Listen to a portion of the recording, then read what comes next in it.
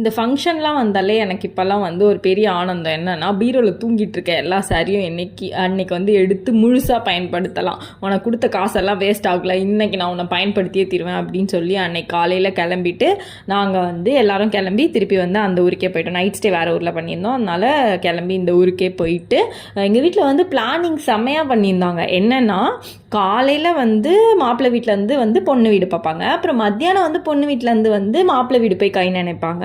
அதுக்கப்புறமா அதுக்கு தான் இந்த டெம்போவில் எல்லா ஊர் மக்களாக நானும் கலந்து போகணும் அப்படின்னு சொல்லி ரெக்வெஸ்ட் பண்ணி நான் அந்த இடத்த பிடிச்சி ஜாலியாக வந்து அது ஒரு செம எக்ஸ்பீரியன்ஸாக இருந்துச்சு. ஆனால் அப்படியே வந்து மாப்பிள்ளை வீடு வந்து மண்டக்குளத்தூர், அந்த ஊர் பேர்லாம் கூட புதுசாக இருந்துச்சு. அப்புறம் அவங்க வீட்டில் வந்து எங்களுக்கு குரங்குலாம் வந்து சர்க்கஸ்லாம் காமிச்சிட்டு இருந்துச்சு.